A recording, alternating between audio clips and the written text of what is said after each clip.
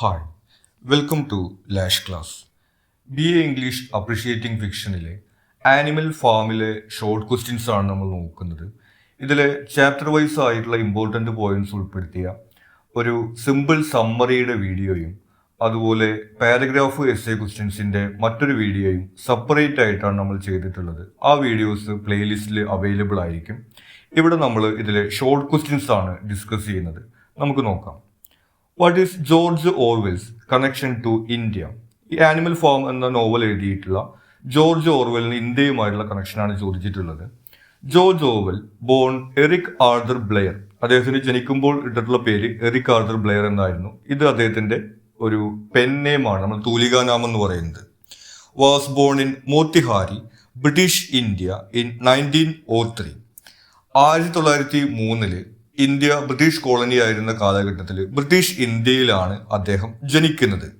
വെരിസ് father worked as a British colonial civil servant. അദ്ദേഹത്തിന്റെ പിതാവ് British civil സർവീസിലുള്ള ഒരാളായിരുന്നു. ഇദ്ദേഹവും തുടർന്ന് ബ്രിട്ടീഷ് സർവീസിൽ ജോലി ചെയ്തിട്ടുള്ള ആളായിരുന്നു ഇന്ത്യയിൽ, അതുപോലെ തന്നെ ബർമ്മയിലും. അതാണ് അദ്ദേഹത്തിന് ഇന്ത്യയുമായിട്ട് വരുന്ന ബന്ധം. What genre of fiction does animal farm belong to? ഇനി ആനിമൽ ഫാം ഏത് ഗണത്തിൽ വരുന്ന സാഹിത്യമാണെന്നാണ് ചോദിച്ചിട്ടുള്ളത്. Animal farm is an allegorical and satirical novella. നമ്മൾ പറഞ്ഞതാണ്, ഇത് അലിഗോറിയാണ്, അതായത് സിംബോളിക് ആയിട്ട് കഥ പറയുന്ന രീതിയിലുള്ള ഒരു നോവലാണ്. അതുപോലെ തന്നെ സറ്റാരിക്കലാണ്, അതായത് ആക്ഷേപഹാസ്യമാണ് ഇതിനകത്ത് ഉപയോഗിച്ചിട്ടുള്ളത്. What do we mean by the term Orwellian? Orwellian എന്ന പദം കൊണ്ട് നമ്മൾ എന്താണ് അർത്ഥമാക്കുന്നത്? Orwellian refers the dystopian, oppressive and manipulative characteristics of totalitarian regimes. അതായത് ഏകാധിപതികളും അതുപോലെ തന്നെ ഒപ്രസീവും, ആളുകളെ അടക്കി ഭരിക്കുകയും ആളുകളെ മാനിപ്പുലേറ്റ് ചെയ്യും, പറഞ്ഞു പറ്റിക്കുകയൊക്കെ ചെയ്യുന്ന ഏകാധിപതികളുടെ ഭരണത്തെ സൂചിപ്പിക്കാനാണ് ഓർവീലിയൻ എന്ന വാക്ക് ഉപയോഗിക്കുന്നത്. As depicted in George Orwell's works, particularly in 1984. നമ്മുടെ ആനിമൽ ഫാം എന്ന് പറയുന്ന ഈ നോവലിനകത്തും അത്തരത്തിലുള്ള കാര്യങ്ങൾ നമുക്ക് കാണാൻ കഴിയും. കൂടാതെ അത് ഏറ്റവും ഫേമസ് ആയിട്ടുള്ളത് അദ്ദേഹത്തിന്റെ 1984 എന്നുള്ള നോവലിലാണ്. What is neologism? Give some examples. എന്താണ് നിയോലോജിസം എന്ന വാക്കുകൊണ്ട് അർത്ഥമാക്കുന്നത്? Neologism is a newly coined word or expression. പുതിയതായിട്ട് ഒരു വാക്ക് രൂപീകരിക്കുകയോ അല്ലെങ്കിൽ എക്സ്പ്രഷൻ രൂപീകരിക്കുകയോ ചെയ്യുന്നതിനെയാണ് നിയോലോജിസം എന്ന് പറയുന്നത്. Examples include thought police and double think. Thought police, അതായത് ആളുകളുടെ ചിന്തകളെ വരെ നിയന്ത്രിക്കുക എന്നുള്ള രീതിയിലുള്ള ഒരു അർത്ഥം വരുന്ന വാക്ക്, അതുപോലെ ഡബിൾ തിങ്ക് തുടങ്ങിയിട്ടുള്ള വാക്കുകളൊക്കെ ഈ ഒരു നിയോലോജിസത്തിന് എക്സാമ്പിൾസ് ആണ്. What caused a sudden stir in Manor Farm one night after Mr Jones went to bed? ഒരു ദിവസം രാത്രി മിസ്റ്റർ ജോൺസ്, നമ്മുടെ ആനിമൽ ഫാമിന്റെ ആദ്യത്തെ പേരായിരുന്ന മാനർ ഫാമിന്റെ ഉടമ, ഉറങ്ങാൻ പോയ സമയത്ത് ആ ഫാമിൽ എന്താണ് ഒരു ബഹളമൊക്കെ ഉണ്ടായത്? Old major called a secret meeting of all the farm animals to discuss his dream of rebellion against humans. Old major എന്ന പേരുള്ള ഒരു പിഗ് അദ്ദേഹത്തിന്റെ മനുഷ്യർക്കെതിരെ വിപ്ലവം നടത്തുക എന്നുള്ള ഒരു സ്വപ്നത്തെ കുറിച്ച് ഡിസ്കസ് ചെയ്യാൻ വേണ്ടി ഒരു മീറ്റിംഗ് വിളിച്ചിരുന്നു. അതാണ് അവിടെ ആ രാത്രി സംഭവിച്ചത്. Alone among the animals on the farm he never laughed. Who? Why? ഇനി ആ ആനിമൽ ഫാമിലെ എല്ലാ മൃഗങ്ങളിലും വെച്ചിട്ട് ഈ ഒരാൾ മാത്രം ഒരിക്കലും ചിരിച്ചിരുന്നില്ല. ആരാണത്? എന്തുകൊണ്ടാണ്? Benjamin the donkey never laughed because he was cynical and sceptical of the rebellion and its outcomes. അപ്പോൾ ഈ വിപ്ലവം വരാൻ പോകുന്നു എന്നുള്ള കാര്യം കേൾക്കുമ്പോൾ എല്ലാവരും വളരെ സന്തോഷിക്കും, ഉത്സാഹവും ഒക്കെ പ്രകടിപ്പിക്കുന്നുണ്ട്. ബെഞ്ചമിൻ എന്നു പേരുള്ള ഒരു ഡോങ്കി മാത്രം ചിരിക്കുന്നില്ല. അയാൾ ഒരിക്കലും ചിരിക്കുന്നില്ല. കാരണം ആര് വന്നു കഴിഞ്ഞാലും, ആര് ഈ ഫാമിന്റെ ഉടമസ്ഥത നിയന്ത്രണം ഏറ്റെടുത്തു കഴിഞ്ഞാലും അവരുടെ ജീവിതത്തിൽ വലിയ മാറ്റങ്ങൾ ഉണ്ടാകാൻ പോകുന്നില്ല എന്നുള്ളൊരു ചിന്തയാണ് ഈ ബെഞ്ചമിന് ഉണ്ടായിരുന്നത്. Who was missing from the meeting called by the old Major and why? ഇനി ഓൾഡ് മേജർ വിളിച്ചു കൂട്ടിയ മീറ്റിംഗിൽ ആരാണ് വരാതിരുന്നത്? എന്താണ് കാരണം? Moses the pet raven was missing because he was Mr Jones pet and a symbol of religion. He was sleeping during the time of the meeting. Moses എന്ന് പറയുന്ന ഒരു ബേർഡ്, റാവൺ ബേർഡ്, അത് മിസ്റ്റർ ജോൺസിന്റെ പെറ്റായിരുന്നു. അതുകൊണ്ട് തന്നെ mister ജോൺസിനെതിരായിട്ടൊരു ആസൂത്രണത്തിൽ അത് പങ്കെടുക്കുന്നില്ല. കൂടാതെ അത് ഈ നോവലിനകത്ത് റിലീജിയന്റെ സിംബലായിട്ട് വരുന്ന ഒരു ക്യാരക്ടറാണ്. ഈ മീറ്റിംഗ് നടക്കുന്ന സമയത്ത് അത് ഉറങ്ങുകയായിരുന്നു. What was old major's dream? Old മേജറിന്റെ സ്വപ്നം എന്തായിരുന്നു? Old Major's dream was of a rebellion where animals overthrow their human oppressors and create a society where all animals are equal and free from exploitation. മനുഷ്യരുടെ ഈ ചൂഷണത്തിൽ നിന്ന് ഒരു മോചനം നേടുക എന്നുള്ള സ്വപ്നമാണ് ഓൾഡ് മേജർ ഉണ്ടായിരുന്നത്. എല്ലാ മൃഗങ്ങളും ഈക്വലും അതുപോലെ തന്നെ എക്സ്പ്ലോയിറ്റേഷൻ ഇല്ലാതെ ചൂഷണങ്ങളൊന്നുമില്ലാത്ത ഒരു സമൂഹത്തിൽ ജീവിക്കുക എന്നുള്ളതായിരുന്നു ഓൾഡ് മേജറിന്റെ സ്വപ്നം. Why was manor farm renamed? ഇനി ആനിമൽസ് മിസ്റ്റർ ജോൺസിനെ അവിടെ നിന്ന് പുറത്താക്കി അവിടുത്തെ നിയന്ത്രണം ഏറ്റെടുക്കുന്ന സമയത്ത് ആ മാനർ ഫാമിന്റെ പേര് മാറ്റുന്നുണ്ട്. എന്തുകൊണ്ടാണ്? Manor farm was renamed animal farm to symbolise the animals victory over mister Jones and the new self governance. അവര് അവിടെ നേടിയ വിജയത്തെ സൂചിപ്പിക്കാനും അവരുടെ ഒരു സെൽഫ് ഗവേണൻസ് ആണ് അവിടെ ഉള്ളത് എന്നുള്ള കാര്യം സൂചിപ്പിക്കാനുമാണ് അവർ ആ പേര് മാറ്റുന്നത്. They also oppose the idea of living in a manor. Manor എന്ന് പറയുന്നത് ഒരു പ്രഭുഭവനം എന്നൊക്കെയുള്ള അർത്ഥമാണ്. അത്തരം ആഡംബരത്തിൽ ജീവിക്കുക എന്നുള്ളത് അവരുടെ ആശയമല്ലാത്തതുകൊണ്ടുകൂടിയാണ് അവർ ആ പേര് മാറ്റുന്നത്. What were the notable qualities of Squealer?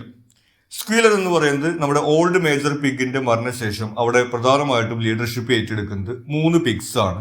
സ്നോബോള്, Napoleon, Squealer എന്നുള്ളതാണ് അതിൽ പ്രധാനമായിട്ട് വരുന്നത്.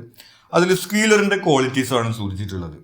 Squealer was പെർസ്യൂസീവ്, eloquent and manipulative. ഇയാൾ പെർസ്യൂസീവും എലക്വന്റും ആണ്. അതായത് നന്നായി വാചകം അടിക്കാൻ കഴിയുന്ന, നന്നായി സംസാരിക്കുന്ന, മറ്റുള്ളവരെ പെർസ്യൂഡ് ചെയ്യുന്ന, ഇയാളുടെ കാര്യങ്ങൾ പറഞ്ഞ് മറ്റുള്ളവരെ കൊണ്ട് വിശ്വസിപ്പിക്കാൻ കഴിവുള്ള മാനിപ്പുലേറ്റീവ് ആയിട്ടുള്ള ഒരു ആളാണ് Squealer. Often using propaganda to justify the pigs actions and maintain control over the other animals. ഈ കഴിവുകൾ ഉപയോഗിച്ചുകൊണ്ടാണ് മറ്റുള്ള ആനിമൽസിന്റെ മുകളിൽ ഈ പിഗ്സ് അവരുടെ ഒരു കൺട്രോള് മെയിൻറ്റെയിൻ ചെയ്യുന്നത്. What lies did Moses spread among the animals? Moses നമ്മൾ നേരത്തെ പറഞ്ഞു ഓൾഡ് മേജർ വിളിച്ചു കൂട്ടിയ മീറ്റിംഗിൽ പങ്കെടുക്കാതിരുന്ന ഒരേ ഒരാളാണ്. അവിടുത്തെ മിസ്റ്റർ ജോൺസിന്റെ പെറ്റായിരുന്നു റാവൺ ബേർഡ് ആണ്. എന്ത് നുണകളാണ് അവിടെ ആനിമൽസിന്റെ ഇടയിൽ Moses പ്രചരിപ്പിച്ചിരുന്നത്? Moses spread lies about Sugar Candy Mountain, a mythical place where animals supposedly went after death to pacify and control them. Sugar candy mountain എന്ന പേരുള്ള ഒരു ഹെവൻ, അതായത് ആനിമൽസ് മരിച്ചു കഴിഞ്ഞിട്ടുണ്ടെങ്കിൽ അവിടേക്കാണ് പോവുക, അവിടെ ഒരുപാട് ഷുഗറും സുഖ സൗകര്യങ്ങളൊക്കെ ഉണ്ടാവും എന്നുള്ള രീതിയിൽ ആണ് ഈ ആനിമൽസിനെ കൺട്രോൾ ചെയ്യാൻ വേണ്ടിയിട്ട് മോസസ് നുണ പ്രചരിപ്പിച്ചിരുന്നത്. ഈ നോവലിൽ റിലീജിയന്റെ ഒരു സിമ്പിളായിട്ടാണ് മോസസ് നമുക്ക് കാണാൻ വേണ്ടി കഴിയുന്നത്. Why did pigs assume leadership? ഇനി അവിടെ ഈ ആനിമൽ ഫാമിന്റെ കൺട്രോൾ മൃഗങ്ങൾ ഏറ്റെടുക്കുന്ന സമയത്ത് പിഗ്സ് ആണ് അവിടുത്തെ ലീഡർഷിപ്പ് ഏറ്റെടുക്കുന്നത്. എന്തുകൊണ്ട്? The pigs assumed leadership because they were considered the most intelligent animals on the farm and took on the task of organising and planning the rebellion. അവരാണ് അവിടുത്തെ ഏറ്റവും ഇന്റലിജന്റ് ആയിട്ടുള്ള ആനിമൽസ് ആയിട്ട് കണക്കാക്കപ്പെട്ടിരുന്നത്. മാത്രമല്ല ആ ഒരു വിപ്ലവം അവിടെ ഓർഗനൈസ് ചെയ്യുന്നതും പ്ലാനിങ് ചെയ്യുന്നതും എല്ലാം പിഗ്സ് ആണ് ഉണ്ടായിരുന്നത്. It was only them who could read and write. ഇത് കൂടാതെ പിഗ്സിന് മാത്രമാണ് ഈ ആനിമൽസിൽ എഴുതാനും വായിക്കാനും അറിയുമായിരുന്നത്. Why was Benjamin not happy about the removal of mister Jones? അപ്പോൾ ബെഞ്ചമിൻ നമ്മൾ നേരത്തെ കണ്ടു, അവിടെ ഒരിക്കലും ചിരിക്കാതിരുന്ന ഒരു ഡോങ്കി എന്നുള്ള രീതിയിൽ നമ്മൾ പറഞ്ഞ ആളാണ്. ഈ മിസ്റ്റർ ജോൺസിനെ അവിടുന്ന് പുറത്താക്കിയിട്ട് ആനിമൽസ് അവിടെ കൺട്രോൾ ഏറ്റെടുക്കുന്ന സമയത്തും എല്ലാവരും സന്തോഷിക്കുമ്പോഴും ബെഞ്ചമിൻ മാത്രം സന്തോഷിച്ചിരുന്നില്ല. എന്തുകൊണ്ടാണ്? Benjamin was not happy because he believed that no matter who was in charge, the animals' lives would not improve significantly. Benjamin വിശ്വസിച്ചിരുന്നത് മിസ്റ്റർ ജോൺസിന് പകരം അവിടെ വേറെ ആര് നിയന്ത്രണം ഏറ്റെടുത്തു കഴിഞ്ഞാലും ആനിമൽസിന്റെ ജീവിതത്തിൽ കാര്യമായിട്ടുള്ള മാറ്റമൊന്നും ഉണ്ടാവില്ല, അവർക്ക് എപ്പോഴും ജോലി എടുത്തുകൊണ്ടേ ഇരിക്കേണ്ടി വരും എന്നാണ് ബെഞ്ചമിൻ ചിന്തിച്ചിരുന്നത്. Describe the relationship between Foxwood and Pinchfield. Foxwood, Pinchfield എന്ന് പറയുന്നത് നമ്മുടെ ഈ ആനിമൽ ഫാമിന്റെ തൊട്ടടുത്തുള്ള മനുഷ്യർ നടത്തുന്ന മറ്റ് ഫാമുകളാണ്. അവർ തമ്മിലുള്ള റിലേഷനാണ് ചോദിച്ചിട്ടുള്ളത്. Foxwood and Pinchfield were neighbouring farms often at odds with each other. ഇവര് നെയ്ബറിംഗ് ഫാംസ് ആണ്. ഇവര് പലപ്പോഴും തമ്മിൽ തർക്കങ്ങളാണ് ഉണ്ടാവാറുള്ളത്. അവർ തമ്മിൽ കേസ് കൊടുക്കലും മറ്റു കാര്യങ്ങളൊക്കെ ആയിട്ടുള്ള ഒരു അന്തരീക്ഷമാണ് അവിടെ ഉള്ളത്. Representing different political systems and ideologies. ഈ നോവലിനകത്ത് ഈ ആനിമൽ ഫാമിന് പുറത്തുള്ള മറ്റ് രാജ്യങ്ങൾ, മറ്റ് പൊളിറ്റിക്കൽ ഐഡിയോളജീസ് എന്നുള്ളതിന്റെ സിമ്പിളായിട്ടാണ് ഈ 2 നെയ്ബറിംഗ് ഫാംസ് വരുന്നത്. Why did Snowball say the only good human is a dead one? എന്തുകൊണ്ടാണ് നല്ല ഒരു മനുഷ്യൻ മരിച്ച മനുഷ്യൻ മാത്രമാണെന്ന് സ്നോബോൾ പറയുന്നത്? Snowball said this to emphasise his belief that humans were irredeemable oppressors and enemies of the animals cause. അതായത് ഈ മനുഷ്യരെന്ന് പറയുന്നത് ഇറിഡീമബിൾ ആണ്, അവർക്ക് ഒരു മാറ്റവും, അവർ നന്നാവാൻ പോകുന്നില്ല, അവർ നമ്മുടെ ശത്രുക്കളാണ് എന്നുള്ള ആളുടെ വിശ്വാസം പ്രകടിപ്പിക്കുന്നതിന് വേണ്ടിയിട്ടാണ് ഈ ഒരു കാര്യം പറയുന്നത്. He says this to comfort the boxer who was upset to have killed a boy in the Battle of Cowshed. Boxer എന്ന് പറയുന്ന കുതിര ഈ Battle of Cowshed, mister Jones ഈ ഫാം തിരിച്ചെടുക്കാൻ വേണ്ടി ആളുകളെ കൂട്ടി വരുന്ന സമയത്ത് ഇവർ നമ്മൾ ഏറ്റുമുട്ടൽ നടക്കുന്നുണ്ട്. അതിൽ ബോക്സർ എന്ന് പറയുന്ന കുതിര ഒരു കുട്ടിയെ കൊന്നു, ഒരു മനുഷ്യക്കുട്ടിയെ കൊന്നു എന്നാണ് വിചാരിക്കുന്നത്. അപ്പോൾ ആ ഒരു വിഷമം പറഞ്ഞിരിക്കുന്ന സമയത്താണ് സ്നോബോൾ പറയുന്നത്, നല്ല മനുഷ്യർ എന്ന് പറഞ്ഞു കഴിഞ്ഞാൽ മരിച്ച മനുഷ്യരാണ്, ഒരു മനുഷ്യൻ മരിച്ചതിന്റെ പേരിൽ ദുഃഖിക്കേണ്ടതില്ല എന്നുള്ള രീതിയിലാണ് അത് പറയുന്നത്. What awards were established after the battle of Cowshed. നമ്മൾ നേരത്തെ പറഞ്ഞ ഈ കൗഷഡ് തൊഴുത്തിലുണ്ടായിട്ടുള്ള ആ യുദ്ധത്തിന് ശേഷം ഈ മിസ്റ്റർ ജോൺസിന്റെ ആളുകൾ ഫാം തിരിച്ചെടുക്കാൻ വേണ്ടി വരികയും ആനിമൽസ് നമ്മൾ ഏറ്റുമുട്ടൽ ഉണ്ടാവുകയും ചെയ്തു. അതിൽ ആനിമൽസ് ജയിച്ചു. അതിനുശേഷം കുറച്ച് അവാർഡുകളൊക്കെ പ്രഖ്യാപിച്ചു. എന്തായിരുന്നു അത്? After the battle of Cowshed the military honours animal hero first class and animal hero second class were established. നമ്മൾ മിലിറ്ററി അവാർഡുകൾ എന്നുള്ള രീതിയിൽ ഇവിടെ animal hero first class second class എന്നുള്ള 2 അവാർഡുകളാണ് പ്രഖ്യാപിക്കുന്നത്. നമ്മൾ നേരത്തെ പറഞ്ഞ ബോക്സർ എന്ന് പറയുന്ന ഈ കുതിരയ്ക്ക് അതിൽ അവാർഡ് കൊടുക്കുന്നുണ്ട്, അതുപോലെ സ്നോബോളിന് കൊടുക്കുന്നുണ്ട്. പിന്നെ ആ ഏറ്റുമുട്ടലിൽ കൊല്ലപ്പെട്ടിട്ടുള്ള ഒരു ഷീപ്പിന് മരണാനന്തര ബഹുമതി എന്നുള്ള രീതിയിലാണ് അവാർഡ് കൊടുക്കുന്നത്. Why was animal farm divided over the issue of the wind mill. ഒരു വിൻഡ് മില്ല് സ്ഥാപിക്കുന്നതുമായി ബന്ധപ്പെട്ട വിഷയത്തെ കുറിച്ചിട്ട് ഈ ആനിമൽ ഫാമിലെ മൃഗങ്ങൾ 2 വ്യത്യസ്ത അഭിപ്രായക്കാരായിരുന്നു. എന്തായിരുന്നു ആ വിഷയം? The farm was divided because Snowball advocated for the windmill to improve the farm's efficiency. Snowball എന്ന് പറയുന്ന അവരുടെ ലീഡർ ആയിട്ടുള്ള പിഗ് പറഞ്ഞിരുന്നത് വിൻഡ് മില്ല് സ്ഥാപിച്ചു കഴിഞ്ഞിട്ടുണ്ടെങ്കിൽ അത് എഫിഷ്യൻസിയെ നമുക്ക് ഗുണകരമായിട്ട് ഭവിക്കും, അതായത് ഇലക്ട്രിസിറ്റി ഉണ്ടാക്കാൻ വേണ്ടി കഴിയും, നമുക്ക് ഇത്ര ജോലി ചെയ്യേണ്ടി വരില്ല, ആഴ്ചയിൽ 3 ദിവസമൊക്കെ ജോലി ചെയ്താൽ മതിയാവും എന്നാണ് സ്നോബോൾ പറയുന്നത്. While Napoleon opposed it believing it would hinder food production. Napoleon പക്ഷെ അത് എതിർക്കുന്നു. നെപ്പോളിയൻ പറയുന്നത് ഈ വിൻഡ് മില്ലിന് വേണ്ടിയിട്ട് നമ്മൾ ജോലി എടുക്കാൻ തുടങ്ങിക്കഴിഞ്ഞാൽ കൃഷിക്ക് വേണ്ടി ജോലി എടുക്കാൻ പറ്റില്ല, അപ്പോൾ നമ്മുടെ ഫുഡ് പ്രൊഡക്ഷൻ കുറയും എന്നുള്ള രീതിയിലാണ് നെപ്പോളിയൻ പറഞ്ഞത്. ഇതിൽ ഏതാണ് ശരി എന്നുള്ള രീതിയിലാണ് 2 വിഭാഗങ്ങളായിട്ട് ആനിമൽസ് അവിടെ ഡിവൈഡ് ചെയ്യപ്പെട്ടത്. How was the wind mill debate settled. ഇനി ഈ വിൻഡ് മില്ലുമായി ബന്ധപ്പെട്ട തർക്കം എങ്ങനെയാണ് അവസാനിക്കുന്നത്? The debate was settled when Napoleon used his dogs to chase Snowball away, then to control and claim the windmill was his idea. ഈ സ്നോബോള് ഇയാളുടെ ഈ ആശയത്തെക്കുറിച്ച് പറയുന്ന സമയത്ത് നെപ്പോളിയൻ തന്റെ ഡോഗുകളെ ഈ സ്നോബോളിനെ എതിരെ അഴിച്ചു വിട്ടുകൊണ്ടാണ്, സ്നോബോളിനെ അവിടുന്ന് ആട്ടി പറഞ്ഞയച്ചുകൊണ്ടാണ് ഈ ഒരു തർക്കം അവസാനിപ്പിക്കുന്നത്. അതിനുശേഷം അവിടെ എതിരില്ലാത്ത നേതാവായിട്ട് നെപ്പോളിയൻ വരികയും പിന്നീട് ഈ വിൻഡ് മിൽ എന്ന് പറയുന്നത് തന്റെ ആവശ്യമായിരുന്നു, തന്റെ ആശയമായിരുന്നു എന്നുള്ള രീതിയിൽ വീണ്ടും അവതരിപ്പിക്കുകയാണ് ചെയ്തത്. Why were Sunday meetings stopped. അപ്പൊ ഇവരുടെ ഈ ആനിമൽ ഫാമിനകത്ത് എല്ലാ സൺഡേയും ആനിമൽസിന്റെ ഒരു മീറ്റിംഗ് ഉണ്ടാവാറുണ്ട്. അത് എന്താണ് നിർത്തുന്നത്? Sunday meetings were stopped because Napoleon wanted to consolidate power and eliminate any democratic decision making processes. He also wanted the animals to work on Sundays. അവിടെ നമ്മൾ നേരത്തെ പറഞ്ഞല്ലോ, സ്നോബോൾ ആണ് എതിരഭിപ്രായം പറഞ്ഞിരുന്നത്, അയാളെ അവിടുന്ന് ആട്ടി പറഞ്ഞയച്ചു. അതിനുശേഷം ഇനി അവിടെ ചർച്ചയും കാര്യങ്ങളൊന്നും വേണ്ട, എല്ലാം ഞാൻ തീരുമാനിക്കും എന്നുള്ള രീതിയിൽ ഒരു ഏകാധിപതിയായിട്ട് വരുന്ന സമയത്താണ് ആ മീറ്റിംഗ്സ് ഒക്കെ വേണ്ടാന്ന് വെച്ചത്. കൂടാതെ വിൻഡ് മില്ലിന്റെ പണി എത്രയും പെട്ടെന്ന് തീർക്കാൻ വേണ്ടിയിട്ട് ആനിമൽസിനെ കൊണ്ട് സൺഡേസും വർക്ക് ചെയ്യിക്കണമെന്നും നെപ്പോളിയൻ ഉണ്ടായിരുന്നു. What was Squealer's favourite argument to justify the actions of Napoleon and the pigs. ഇനി സ്ക്യൂലർ നമ്മൾ നേരത്തെ പറഞ്ഞു വളരെ വാചകമടിക്കാൻ കഴിവുള്ള ഒരു ആളാണ്. അയാളുടെ പ്രധാനപ്പെട്ട ആർഗ്യുമെന്റ് എന്തായിരുന്നു? നെപ്പോളിയനെയും അതുപോലെ തന്നെ പിഗ്സിന്റെയും പ്രവൃത്തികൾ ന്യായീകരിക്കാൻ വേണ്ടിയിട്ട്. നമ്മൾ നേരത്തെ പറഞ്ഞു ഈ സ്നോബോളിനെ അവിടുന്ന് ആട്ടി പറഞ്ഞതിന് ശേഷം ഈ സ്നോബോൾ പറഞ്ഞിരുന്ന അതേ വിൻഡ് മില്ല് തന്നെയാണ് അവിടെ നെപ്പോളിയൻ നടപ്പിലാക്കിയത്. അപ്പൊ പിന്നെ എന്തിനാണ് സ്നോബോളിനെ പറഞ്ഞയച്ചെന്നുള്ള ചോദ്യമൊക്കെ അവിടെ ഉണ്ടാവും. ആ രീതിയിൽ എങ്ങനെയാണ് ഇയാൾ ന്യായീകരിച്ചിരുന്നത്? Squealer's favourite argument was that everything was part of their tactics. Tactics എന്നുള്ള വാക്കാണ് ഉപയോഗിച്ചിരുന്നത്, എല്ലാം തന്ത്രമായിരുന്നു എന്നുള്ള രീതിയിലാണ് സ്ക്വീലർ ഈ കാര്യങ്ങളൊക്കെ ന്യായീകരിച്ചിരുന്നത്. What were Boxer's 2 mottos. Boxer നമ്മൾ നേരത്തെ പറഞ്ഞ പോലത്തെ ഹാർഡ് വർക്കിംഗ് ആയിട്ടുള്ള ഒരു കുതിരയായിരുന്നു. അയാളുടെ പ്രധാനപ്പെട്ട 2 മുദ്രാവാക്യങ്ങൾ എന്തായിരുന്നു? Boxer's 2 mottos were I will work harder and Napoleon is always right. ഞാൻ നന്നായിട്ട് വർക്ക് ചെയ്യുമെന്നുള്ളതും നെപ്പോളിയൻ പറയുന്നത് എന്തായാലും ശരിയായിരിക്കും എന്നുള്ളതാണ് ഇയാളുടെ അന്ധമായിട്ട് ഇങ്ങനെ ഈ ഭരണകൂടത്തെ ഫോളോ ചെയ്യുന്ന വിശ്വസിക്കുന്ന ഒരാളുടെ സിമ്പിൾ എന്നുള്ള രീതിയിലാണ് ബോക്സർ അവിടെ വരുന്നത്. Who was mini mast. മിനിമസ് ആരായിരുന്നു? Minimus was a pig with a talent for composing songs and poems who wrote the new anthem for Animal Farm after Beasts of England was banned. Mini mast ഈ പിഗിന്റെ കൂട്ടത്തിലുണ്ടായിരുന്ന ഒരാളാണ്. അയാൾക്ക് പാട്ടുകളും കവിതകളൊക്കെ എഴുതാൻ പറ്റിയിരുന്നു. അവിടുത്തെ beats of England എന്നുള്ള ആ പാട്ട് നിരോധിച്ചതിന് ശേഷം പുതിയൊരു ആന്തം അവിടെ എഴുതുന്നതും അതുപോലെ നെപ്പോളിയനെ പുകഴ്ത്തിക്കൊണ്ട് കുറെ പാട്ടുകളൊക്കെ എഴുതുന്നതും മിനിമസ് ആണ്.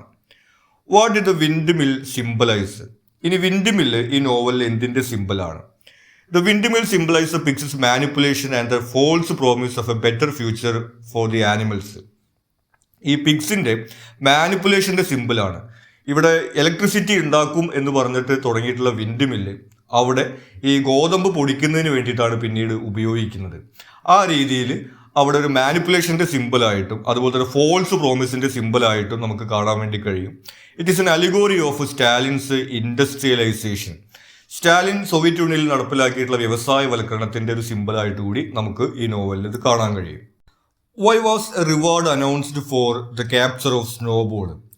സ്നോബോളിന് നമ്മൾ നേരത്തെ പറഞ്ഞവിടുന്ന് ആട്ടി പറഞ്ഞയച്ചതാണ്. അതിനുശേഷം സ്നോബോളിനെ പിടിച്ചു കൊടുക്കുന്നവർക്ക് ഒരു റിവാർഡൊക്കെ അവിടെ പ്രഖ്യാപിച്ചിരുന്നു. എന്താണ് കാരണം? A reward was announced to maintain the narrative that Snowball was a traitor and a saboteur, thereby uniting the animals against a common enemy. Snowball ഒരു ട്രൈറ്റർ ആയിരുന്നു, ഒരു വഞ്ചകനായിരുന്നു, കൂടാതെ തന്നെ സബോറ്റർ ആയിരുന്നു. അതായത് അവിടെ ഇവർ നടത്തുന്ന പദ്ധതികളൊക്കെ ഇടങ്കോലിട്ടുകൊണ്ട് തടസ്സപ്പെടുത്തുന്നത് സ്നോബോൾ ആണെന്നാണ് അവിടെ പ്രചരിപ്പിച്ചിരുന്നത്. ആ രീതിയിൽ ഇവർക്കൊരു കോമൺ എനിമിയെ നിലനിർത്തുക എന്നുള്ള ഉദ്ദേശത്തോടു കൂടിയിട്ടാണ് ഇവർ സ്നോബോളിനെതിരെ ഇങ്ങനെ പ്രചരിപ്പിക്കുന്നത്. When was beasts of England abolished? ഇനി ബീറ്റ്സ് ഓഫ് ഇംഗ്ലണ്ട് നമ്മുടെ ഓൾഡ് മേജർ പിഗ് ആദ്യത്തെ മീറ്റിംഗ് വിളിച്ചു കൂട്ടുന്ന സമയത്ത് ഇവർ പാടിയിട്ടുള്ള വിപ്ലവഗാനമാണ്. പിന്നീട് എപ്പോഴാണ് ഈ പാട്ട് നിരോധിക്കപ്പെടുന്നത്? Beasts of England was abolished after the execution of the animals accused of conspiracy to discourage thoughts of rebellion. അവിടെ സ്നോബോളിന്റെ കൂടി ഇവരെ തകർക്കാൻ ശ്രമിച്ചു എന്ന് ആരോപിച്ചുകൊണ്ട് കുറച്ച് ആനിമൽസിനെ അവിടെ എക്സിക്യൂട്ട് ചെയ്യുന്നുണ്ട്. പരസ്യമായി വിചാരണ ചെയ്തിട്ട് ആ ഡോഗ്സിനെ കൊണ്ട് കൊല്ലിപ്പിക്കുന്നുണ്ട്.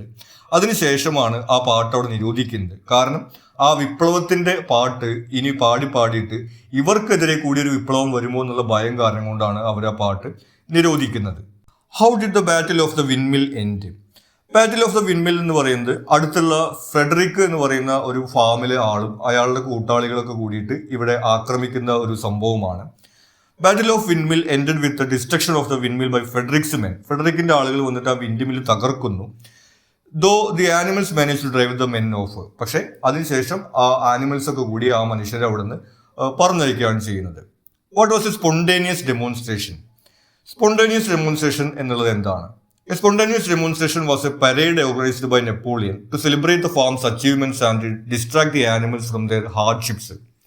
സ്പോണ്ടേനിയസ് ഡെമോൺസ്ട്രേഷൻ എന്ന് പറയുന്നത് ഒരു പരേഡാണ്. ഈ പിഗ്സ് നയിക്കുകയും മറ്റ് ആനിമൽസ് അണിചേരുകയും ചെയ്യുന്ന ഈ ആനിമൽസിന്റെ വിജയം അവര് ആഘോഷിക്കുന്നതിന് വേണ്ടിയിട്ട് നടത്തുന്ന ഒരു കാര്യമാണ്. അതിനകത്ത് പാട്ടുകൾ പാടും, അതുപോലെ സ്ക്വീലർ ഇതുപോലെ അവരുടെ വിജയത്തെ കുറിച്ചിട്ടുള്ള കുറെ കണക്കുകളൊക്കെ അവതരിപ്പിക്കും.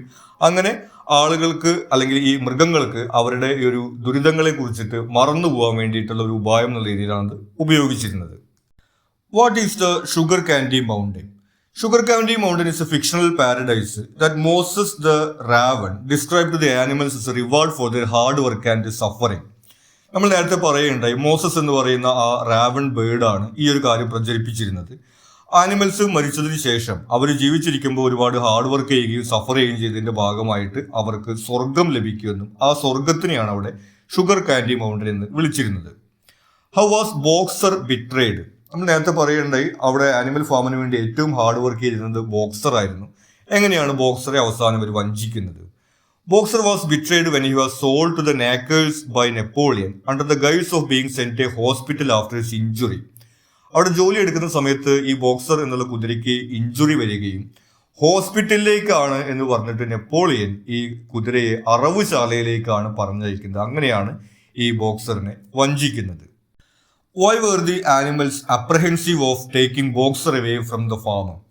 ഇനി മറ്റുള്ള മൃഗങ്ങൾ ഈ അറവുശാലയുടെ വണ്ടി വന്നിട്ട് ബോക്സറെ കൊണ്ടുപോകുന്ന സമയത്ത് അതിനെ എതിർക്കാനുള്ള കാരണം എന്താണ്? The animals were apprehensive because they suspected that Boxer was not going to a hospital but to slaughtered for profit. കാരണം ആ വന്ന വണ്ടിയുടെ ആ വാനിന്റെ മുകളിൽ ഇങ്ങനെ ഹോസ്പിറ്റലിന്റെ പേരല്ല, മറിച്ച് ഒരു സ്ലോട്ടർ ഹൗസിന്റെ അറവുശാലയുടെ പേരാണ് എഴുതിയിട്ടുണ്ടായിരുന്നത്. അത് കണ്ടിട്ടാണ് ഇവർ ഈ ബോക്സറിനെ ശരിക്കും ഹോസ്പിറ്റലിലേക്കല്ല കൊണ്ടുപോകുന്ന രീതിയിൽ അതിനെ എതിർക്കുന്നത്. What did Boxer want to do after his retirement? ഇനി ഈ പാവം ബോക്സർ ഈ ഒരുപാട് ഹാർഡ് വർക്ക് ചെയ്തതിന് ശേഷം റിട്ടയർ ചെയ്തിട്ട് എന്ത് ചെയ്യണം എന്നാണ് ആഗ്രഹിച്ചിരുന്നത്. After his retirement Boxer wanted to spend his remaining days peacefully grazing in the pasture he help to establish. അവിടെ സമാധാനമായിട്ട് അവർ റിട്ടയർ ചെയ്ത ആളുകൾക്ക് ഒരു റിട്ടയർമെന്റ് ഹോം എന്നുള്ള രീതിയിൽ ഒരു പാസ്റ്ററിങ്, അതായത് മേച്ചിൽ പുറം അവരവിടെ ഉണ്ടാക്കിയിട്ടുണ്ട്. അവിടെ എങ്ങനെ സമാധാനമായിട്ടിരിക്കണം എന്നാണ് ബോക്സർ ആഗ്രഹിച്ചിരുന്നത്. He also wanted to learn the alphabets. കൂടാതെ അവസാന കാലത്ത് ആ ആൽഫബറ്റ്സ് ABCD ഒക്കെ ഒന്ന് പഠിക്കണം എന്നുള്ള കാര്യം ബോക്സർ വിചാരിച്ചിരുന്നു. What was the sight that terrified Clover? ഇനി ക്ലോവറിനെ ഞെട്ടിപ്പിച്ച ആ ഒരു കാഴ്ച അല്ലെങ്കിൽ ഭയപ്പെടുത്തിയ കാഴ്ച എന്തായിരുന്നു? Clover was terrified when she saw the pigs walking on 2 legs indistinguishable from humans. ഈ നോവലിന്റെ അവസാന ഘട്ടത്തിലാണ് ഈ പിഗ്സ് അവരുടെ ഏകാധിപത്യവും അതുപോലെ തന്നെ ലക്ഷറിയൊക്കെ ഇങ്ങനെ ഓരോ ഘട്ടം കഴിഞ്ഞിട്ട് അവസാനം മനുഷ്യരിൽ നിന്ന് വേർതിരിച്ചറിയാൻ കഴിയാത്ത രീതിയിൽ 2 കാലിൽ ഈ പിഗ്സ് നടക്കുന്ന കാഴ്ചയാണ് ക്ലോവറിനെ ഈ ഞെട്ടിപ്പിക്കുന്നത്. What became of the 7 commandments? ഇനി ഈ ആനിമൽസ് അവരുടെ ഒരു റൂൾസ് എന്നുള്ള രീതിയിൽ 7 കമാൻഡ്മെന്റ്സ് അവിടെ നടപ്പിലാക്കിയിരുന്നു. ആ കമാൻഡ്മെന്റ്സിന് എന്താണ് സംഭവിച്ചത്? The 7 commandments were gradually altered to justify the pigs' actions. പതുക്കെ അതിൽ ഓരോന്ന് മാറ്റുകയാണ് ഉണ്ടായിരുന്നത്. അതായത് ബെഡിൽ കിടക്കാൻ പാടില്ല എന്നുള്ളത് ബെഡ്ഷീറ്റ് ഉപയോഗിക്കാൻ പാടില്ല എന്ന് അവർ മാറ്റി എഴുതി. അതുപോലെ തന്നെ ആൽക്കഹോൾ കഴിക്കാൻ പാടില്ല എന്നുള്ളത് ആൽക്കഹോൾ അധികം കഴിക്കാൻ പാടില്ല എന്ന് മാറ്റി എഴുതി. ആ രീതിയിൽ അവരുടെ ആക്ഷൻസ് ജസ്റ്റിഫൈ ചെയ്യാൻ വേണ്ടി ഓരോന്ന് മാറ്റി എഴുതി. Eventually being reduced to a single phrase. അവസാനം അതൊരൊറ്റ വാചകത്തിലേക്ക് ചുരുക്കി. All animals are equal but some animals are more equal than others. എല്ലാ മനുഷ്യരും തുല്യരാണ്, പക്ഷെ ചില മനുഷ്യർ മറ്റുള്ളവരേക്കാൾ കൂടുതൽ തുല്യരാണ്. എത്ര മനോഹരമായിട്ടുള്ള വാചകം നോക്കുക. നമ്മുടെ മനുഷ്യരുടെ ഒരു ലോകത്തിലും നമുക്ക് വളരെ അർത്ഥവത്തായിട്ടുള്ള ഒരു കാര്യമാണ് നമ്മുടെ പൊളിറ്റിക്കൽ സിസ്റ്റവും ഒക്കെ ആയി ബന്ധപ്പെടുത്തി നോക്കിക്കഴിഞ്ഞാലും ആ രീതിയിലുള്ള കാര്യങ്ങളാണ് ഇതിൽ പറയുന്നത്. ഇത്രയും ഷോർട്ട് ക്വസ്റ്റ്യൻസ് ആണ് നമുക്ക് ഈ ചാപ്റ്ററുമായി ബന്ധപ്പെട്ട് വരുന്നത്. നമ്മൾ നേരത്തെ പറഞ്ഞതുപോലെ ഇതിലെ പാരഗ്രാഫ് എസ്സേ ക്വസ്റ്റ്യൻസിൻ്റെയും അതുപോലെ സമ്മറിയുടെയും സെപ്പറേറ്റ് വീഡിയോസ് പ്ലേലിസ്റ്റിൽ അവൈലബിൾ ആയിരിക്കും. നിങ്ങൾക്ക് മറ്റെന്തെങ്കിലും സംശയങ്ങളോ സജഷൻസോ ഒക്കെ ഉണ്ടെങ്കിൽ നിങ്ങൾ കമൻറ്റ് ചെയ്യുക. കൂടാതെ ചാനൽ നിങ്ങളത് സബ്സ്ക്രൈബ് ചെയ്തിട്ടില്ലെങ്കിൽ സബ്സ്ക്രൈബ് ചെയ്യുക. Thank you.